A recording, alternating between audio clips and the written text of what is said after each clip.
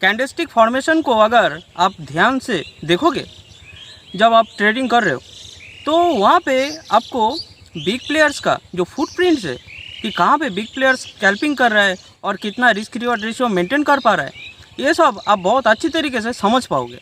तो मेन चीज़ है ऑब्जर्वेशन। आपको ठीक ध्यान से देखना पड़ेगा कि कैंडलस्टिक फॉर्मेशन कैसे तैयार हो रहा है और कैसे उसका रिट्रेसमेंट हो रहा है, और ये आपको ट्रेंड का स्ट्रेंथ, जो एग्जिस्टिंग जो ट्रेंड है उसका स्ट्रेंथ भी समझ में आ जाएगा और अपकमिंग ट्रेंड का जो स्ट्रेंथ है वो भी आपको समझ में आ जाएगा। तो आप पहले से अलर्ट हो जाओगे तो आपको ज़्यादा ग्रीड भी नहीं आएगा कि प्राइस बहुत अच्छा खासा एक बड़ा मूवमेंट दे देगा। ये सब के चक्कर में आप नहीं फंसोगे। तो ये प्रेजेंटेशन ख़त्म होने के बाद आपको आपका जो ट्रेडिंग स्किल है उसमें कुछ वैल्यू ऐड होगा, ये मैं गारंटी के साथ मैं बोलता हूँ। तो ये प्रेजेंटेशन अंत तक देखो तो आपको समझ में आ जाएगा। और प्राइस एक्शन ट्रेडिंग के ऊपर अगर आप कुछ काम करना चाह रहे हो या प्राइस एक्शन को अच्छे तरीके से समझना चाह रहे हो तो फिर ये जो चैनल मैंने बनाया इसमें मैं कॉन्सेप्चुअल वीडियोस अपलोड करता रहता हूँ। तो ये देखो, सीखो। छोटा छोटा प्रेजेंटेशन मैं बनाता हूँ और उसमें बहुत कुछ वैल्यू ऐड करने वाला ऐसा इंफॉर्मेशन रहता है, कॉन्सेप्ट रहता है, तो आप समझ पाओगे ठीक से। तो pull back and scaling strategy ये बहुत ज़्यादा हेल्प करता है, बहुत ज़्यादा मदद करता है एक सक्सेसफुल ट्रेडर होने के लिए। ओके, ये वीडियो शुरू करने से पहले मैं एक प्रॉमिस करता हूँ कि ये वीडियो जब खत्म होगा तो आप लोगों का ट्रेडिंग स्किल में अच्छा वैल्यू ऐड हो जाएगा। तो ये प्रेजेंटेशन बहुत ही इंपॉर्टेंट एंड क्रूशियल टॉपिक के ऊपर बेस करके मैं चर्चा करने वाला हूँ कि जब बिग प्लेयर स्कैल्पिंग करता है तो वो प्राइस एक्शन के ऊपर, मतलब कैंडलस्टिक फॉर्मेशन के ऊपर बहुत अच्छा से इंडिकेशन मिलता है, लेकिन बहुत सारा कॉमन ट्रेडर्स वो विजुअलाइज करने में समर्थ नहीं हो पाता है क्योंकि ठीक से प्राइस एक्शन को ऑब्जर्व नहीं करता है, क्योंकि बहुत सारा इंडिकेटर बेस्ड स्ट्रेटेजी के ऊपर वो लोग काम करता है।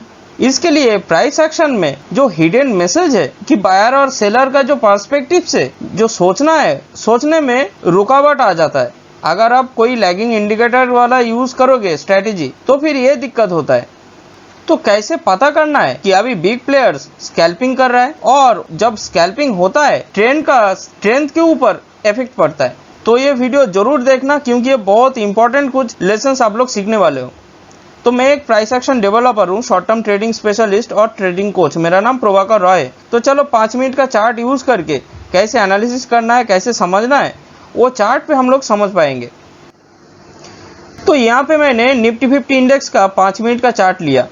ओके, तो इनिशियली देख पा रहे हो कि एक बुलिश मूवमेंट हुआ, उसके बाद फिर एक अच्छा खासा बियरिश मूवमेंट दिया, लेकिन यहाँ पे बायर का स्ट्रेंथ कितना है और कैसे स्कैल्पिंग हो रहा है, नहीं तो ये सब पोजीशन पे ये समझना बहुत इंपॉर्टेंट है। तो आपको अपकमिंग ट्रेंड का स्ट्रेंथ या एग्जिस्टिंग ट्रेंड का स्ट्रेंथ आपको पता चलेगा, तो आप अलर्ट हो जाओगे। क्योंकि ये जो कैंडलस्टिक फॉर्मेशन जो पैटर्न जो क्रिएट होता है जब स्कैल्पिंग होता है, तो ये समझना बहुत इंपॉर्टेंट है और इजी भी है। अगर आप ये ट्रिक्स जानोगे तो, समझ पाओगे तो इसके लिए pull back and scaling strategy बहुत ज़्यादा हेल्प करता है ये सब समझने के लिए। ओके, तो यहाँ पे देखो एक बुलिश मूवमेंट हुआ, उसके बाद फिर रिट्रेसमेंट कर रहा है। तो रिट्रेसमेंट यहाँ पे ख़त्म करके फिर ये अपसाइड मूवमेंट देने लगा। तो जब ये बुलिश मूवमेंट हुआ, इसका हाई और लो मैं मार्क कर दिया।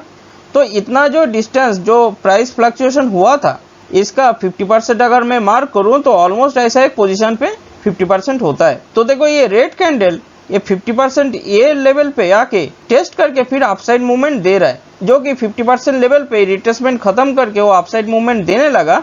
तो फिर pull back and scaling strategy क्या बोलता है कि ये जो डिस्टेंस है, ये डिस्टेंस आपको रिट्रेसमेंट जोन से मेजर करना है अपसाइड में। तो मान लो ऑलमोस्ट ऐसा एक लेवल होता है। तो ये डिस्टेंस और ये डिस्टेंस ऑलमोस्ट सेम है। ओके, अभी ये चैनल पे जो लोग पुराना है, जो मुझे फॉलो करता है, ये स्ट्रेटेजी जानता है, वो लोगों को मालूम है कि ये जो लेवल मैंने मार्किंग किया, अगर बुलिश ट्रेंड सही रहेगा तो ये लेवल तो जरूर अचीव करेगा, मीट करेगा। और एक रिट्रेसमेंट जोन भी है। तो देखो रिट्रेसमेंट किया है उसके बाद, लेकिन ये पोजीशन पे थोड़ा ध्यान दो तो आपको बहुत अच्छा से समझ में आ जाएगा कि स्कैल्पिंग मतलब क्विक ट्रेडिंग कैसे कर रहा है बिग प्लेयर्स और कैसे वो लोग ट्रेड मैनेजमेंट करके रिस्क रिवॉर्ड रेशियो मेंटेन कर पाता है।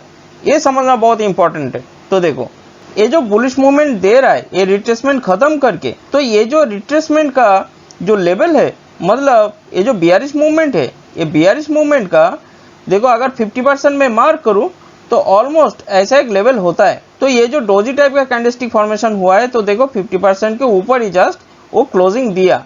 तो बहुत सारा प्रो प्लेयर्स क्या करता है, ये इंडिकेशन मिला, ये सोच के चलेगा कि ये रिट्रेसमेंट खत्म हो गया, तो मैक्सिमम ये लेवल तक आ पाया, इसके नीचे आने का संभावना बहुत बहुत कम है।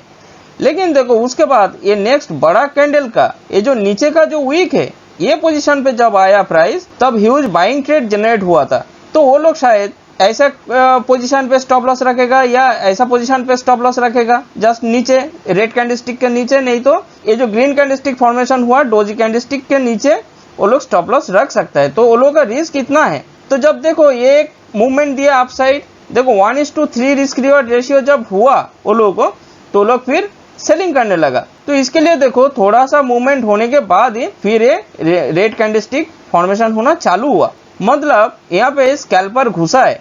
और भी कई जगह पे ये चार्ट पे आप समझ पाओगे अच्छे से कि स्कैल्पिंग कैसे कर रहा है और बिग प्लेयर्स कैसे ट्रेड मैनेजमेंट करके छोटा छोटा मूवमेंट में ही बहुत अच्छा खासा रिस्क रिवॉर्ड रेशियो लेके वो लोग कल्टी मारता है।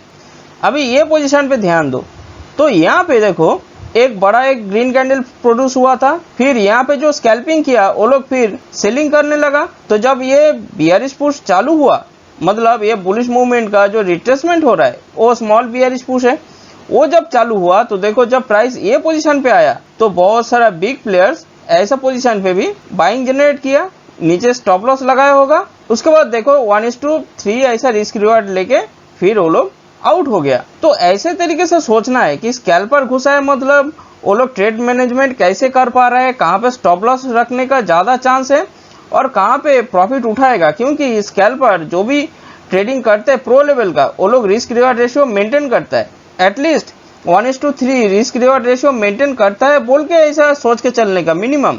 तो फिर वो लोग प्रो ट्रेडर बन पाता है, सक्सेसफुल ट्रेडर बन पाता है। क्योंकि वो लोग को ये रिस्क रिवॉर्ड रेशियो अगर मेंटेन नहीं कर पाएगा तो लोग ज़्यादा पैसा नहीं कमा पाएगा। अगर 50% टाइम पे भी अगर एक्यूरेट होगा वो लोग, तो भी बहुत वेल्थ वो लोग जनरेट कर सकता है। अभी ये पोजीशन पे देखो, उसके बाद ये तो पहले ही ये जो लेवल है एक रिट्रेसमेंट जोन हो सकता है बोल के हमको पता चला, क्योंकि यहाँ से पहले स्केलिंग कर लिया था।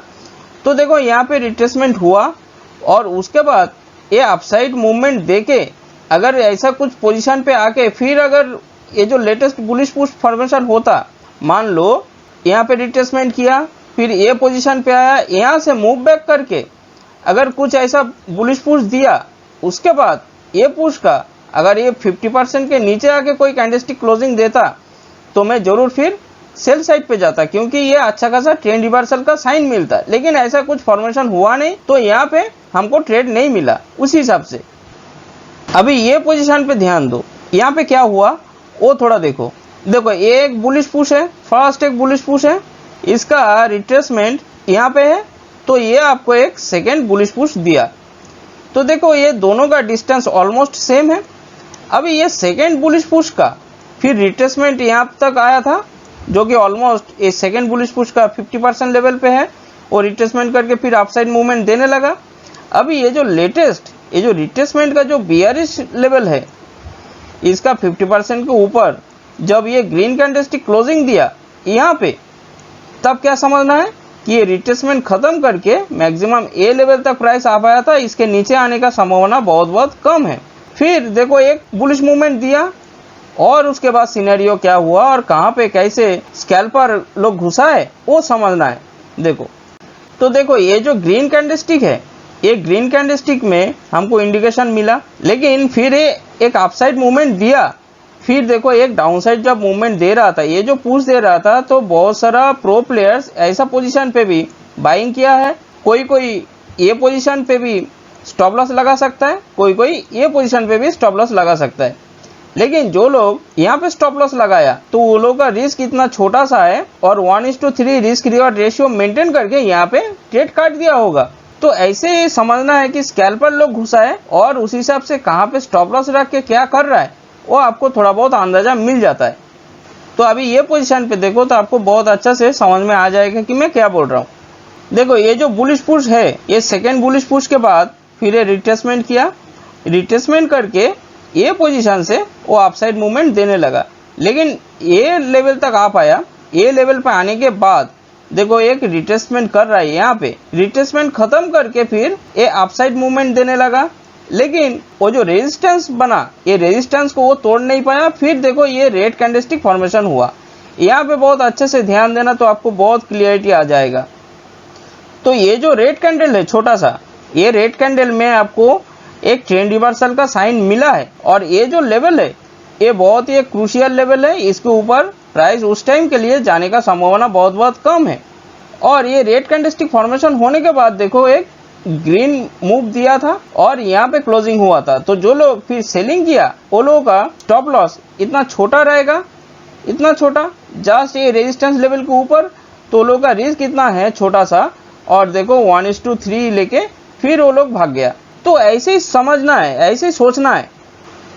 ए पोजीशन पे अभी थोड़ा फोकस करो तो देखो ये जो एक बेयरिश मूवमेंट दिया, ये बेयरिश मूवमेंट देने के बाद इसका 50% के ऊपर जब ये ग्रीन कैंडलस्टिक क्लोजिंग दिया यहाँ पे, तब क्या समझना है कि यहाँ से एक अपसाइड मूवमेंट दे सकता है, और उस टाइम के लिए प्राइस इसके नीचे आने का संभावना बहुत कम है।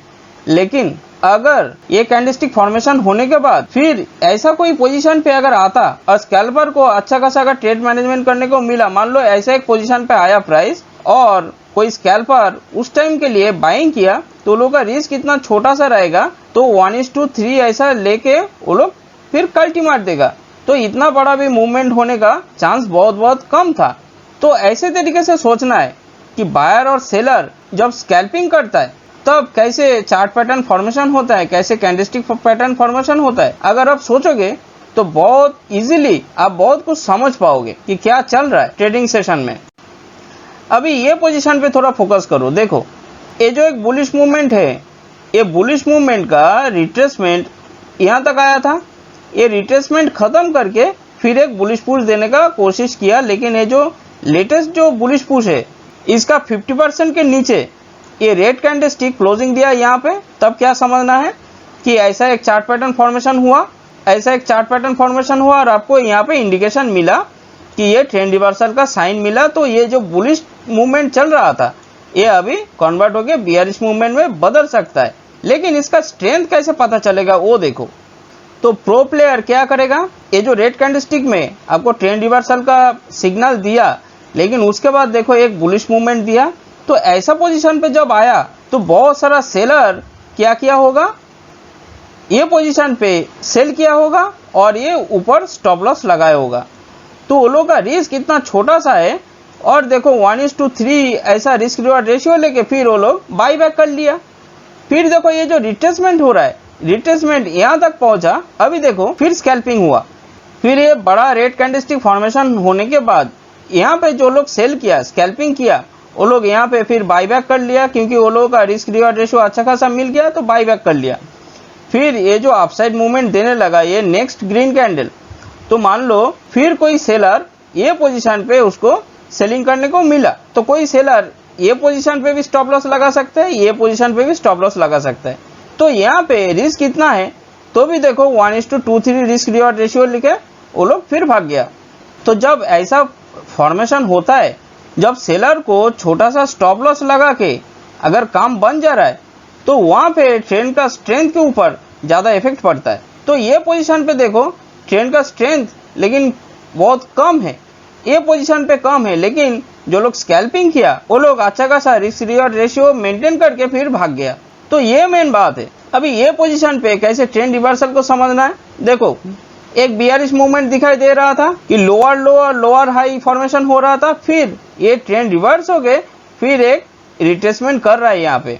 तो यहाँ पे भी समझ लो तो ट्रेंड रिवर्सल का बहुत सारा फंडा आपको क्लियर हो जाएगा। देखो यहाँ से ये जो बियरिश मूवमेंट है टोटल, ये बियरिश मूवमेंट का फिर रिट्रेसमेंट यहाँ तक किया, ये करने के बाद फिर एक बियरिश मूवमेंट देने लगा, लेकिन देखो इतना तक आ पाया। तो ये जो लेटेस्ट जो बियरिश मूवमेंट जो फॉर्मेशन हुआ, ये जो डिस्टेंस इसका देखो 50% के ऊपर ये ग्रीन कैंडलस्टिक ये लेवल पे क्लोजिंग दिया, तब क्या समझना है कि ये ऐसा टाइप का एक चार्ट पैटर्न फॉर्मेशन हुआ।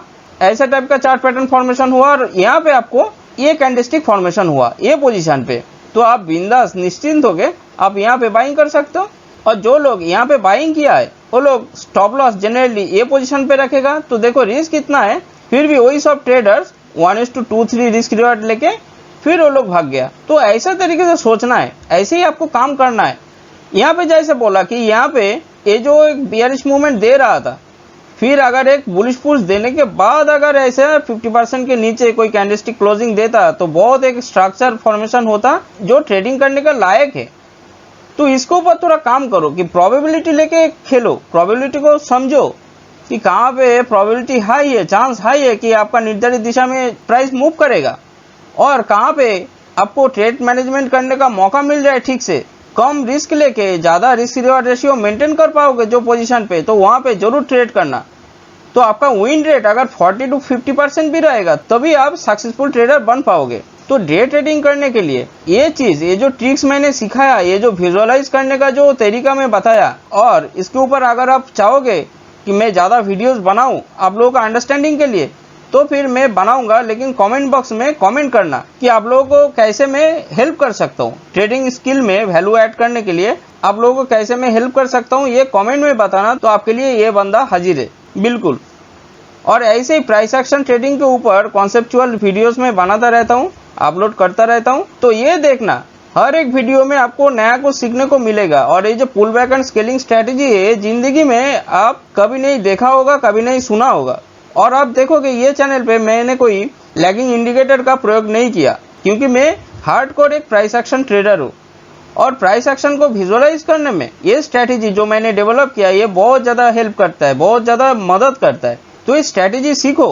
अगर आप 15 दिन ये चैनल पे कुछ वीडियोस देखोगे थोड़ा ध्यान से, और मैंने क्या क्या बोलता हूँ और कैसे सोचता हूँ और कैसे ट्रेडिंग करने का तरीका होना चाहिए, कैसे प्लान बनाना चाहिए, उसके बारे में आपको क्लियर कट एक आइडिया मिल जाएगा। आपको कोई स्पून फीडिंग करेगा कि ये स्ट्रेटेजी ऐसा कुछ पूरा सेटअप बना के देगा तभी आप ट्रेडिंग करोगे, ऐसा नहीं है। आप खुद काबिल बन जाओगे, खुद के लिए एक स्ट्रक्चर ट्रेडिंग प्लान बना सकते हो। मेरा बोलने का मतलब यही है। तो कमेंट करके जरूर बताना। आप लोग कमेंट नहीं करते हो, यही मेन दिक्कत है। तो मुझे समझ में नहीं आता है कि आप लोगों को क्या दिक्कत हो रहा है, कहाँ पे आपको गाइड करना है। ये हमको उतना क्लियर कट इंडिकेशन मिलता नहीं, क्योंकि आप लोग कमेंट में कुछ पूछता नहीं कि आप लोग सही में सीख पा रहे हो कि नहीं पा रहे हो। तो pull back and scaling fundamental ये अगर आप ठीक से अगर ध्यान से देखोगे, समझ पाओगे, तो फिर आप खुद के लिए एक स्ट्रक्चर ट्रेडिंग प्लान बना सकते हो, जो एक सक्सेसफुल ट्रेडर होने के लिए बहुत ज़्यादा इम्पॉर्टेंट है। कि खुद के लिए खुद एक प्लान बनाना और किसी को कॉपी नहीं करना, ये सब चीज़ आपको एक सक्सेसफुल ट्रेडर बनाएगा। तो इसके लिए ये फंडामेंटल बहुत ज़्यादा इम्पॉर्टेंट है। ये देखो। तो चलो, हरे कृष्णा। और भी सारी वीडियो को देखने के लिए यही चैनल को सब्सक्राइब कीजिए, ताकि वीडियो की नोटिफिकेशन आपके पास सबसे पहले पहुंच जाए। अगर आपको वीडियो अच्छी लगी तो लाइक कीजिए, कमेंट कीजिए, शेयर कीजिए। और यही चैनल को ओपन करने के लिए धन्यवाद।